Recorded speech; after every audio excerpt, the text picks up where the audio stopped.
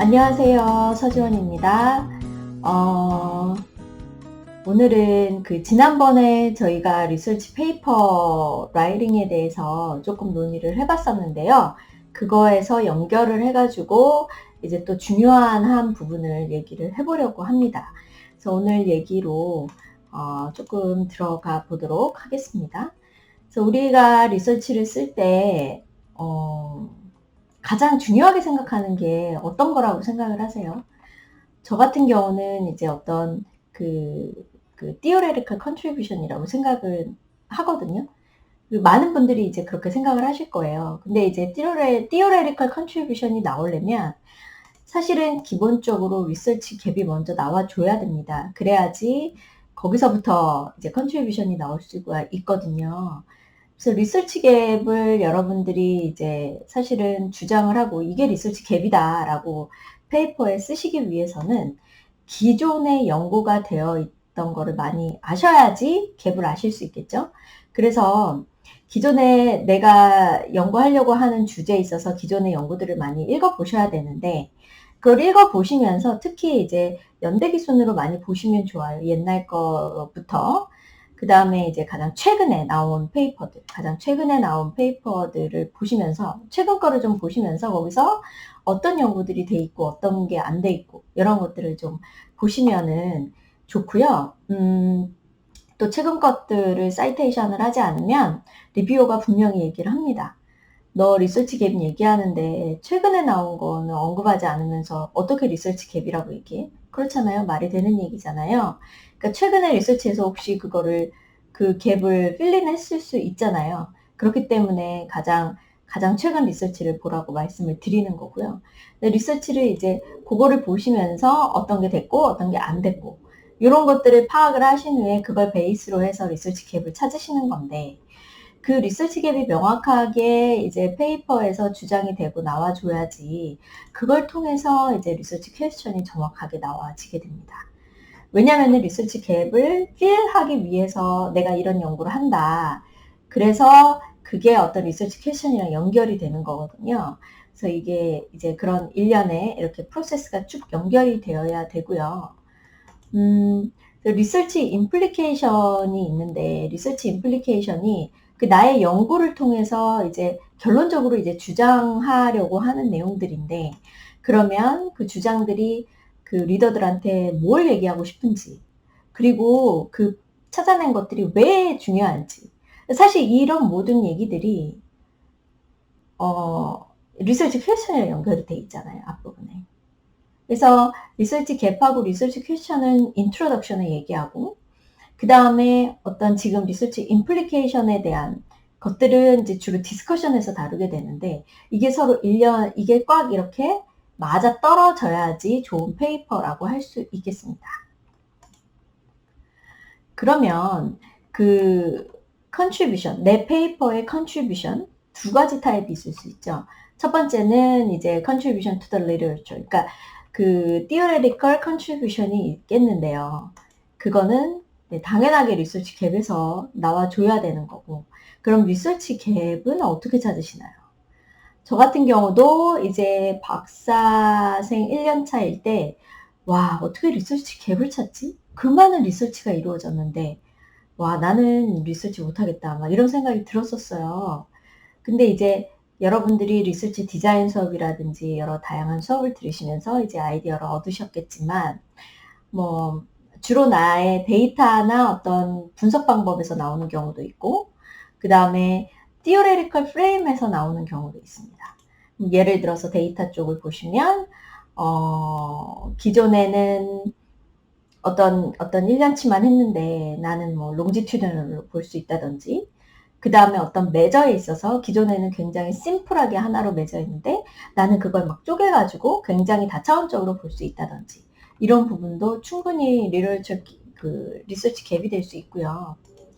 그 다음에 특정 컨텍스트도 갭이 될 수 있어요. 그래서 특히 이제 여러분께서 한국 데이터나 이제 이런 걸로 보실 때는 어떤 그런 동양권, 그러니까 주로 웨스턴 컨트리에서 많이 연구가 되기 때문에 이런 동양권의 특정 그런 다른 컬처에 있는 컨텍스트로 연구를 했을 때도 그 연구가 제대로 적용이 똑같이 되는지, 뭔가 다른 게 있는지, 이런 부분들을 얘기하실 수가 있는데, 그게 바로 contribution to the literature가 될 수 있습니다. 그리고 물론 이제 어떤 프레임에 있어서도 그게 충분히 가능해요.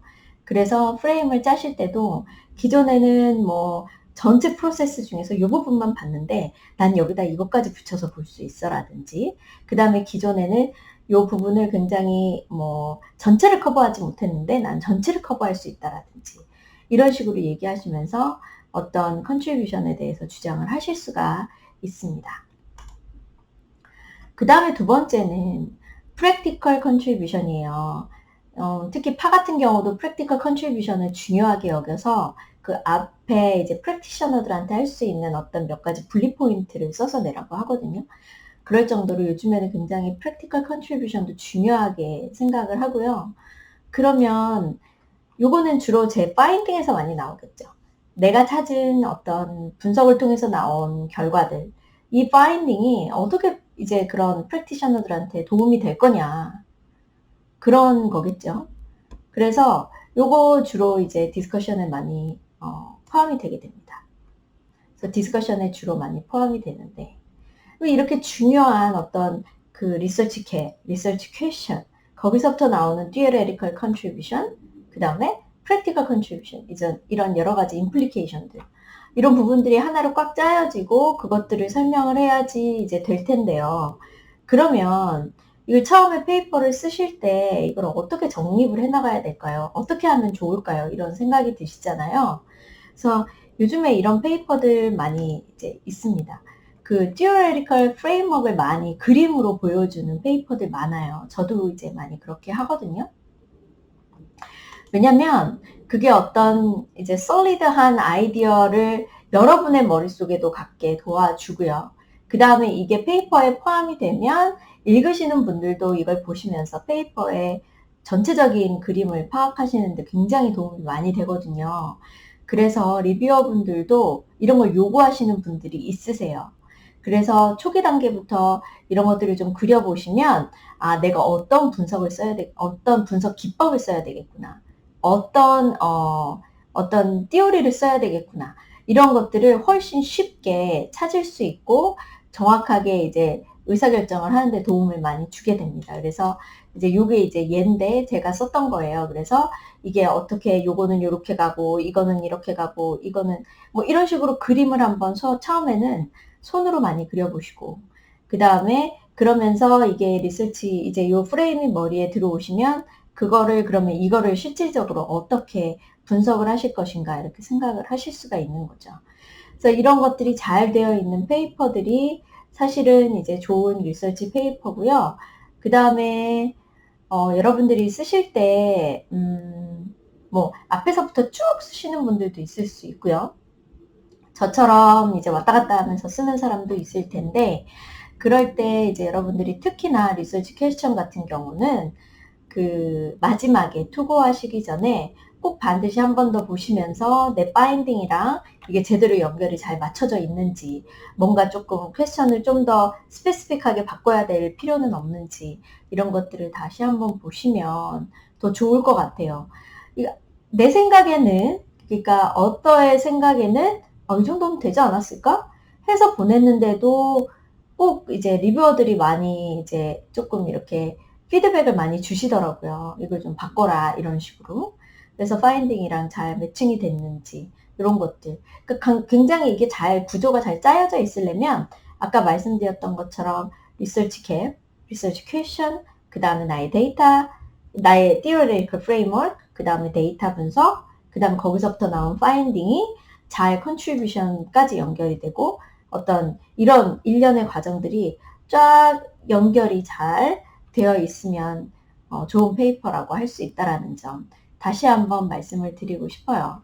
그래서 오늘은 이게 굉장히 좀 중요한 내용들이거든요.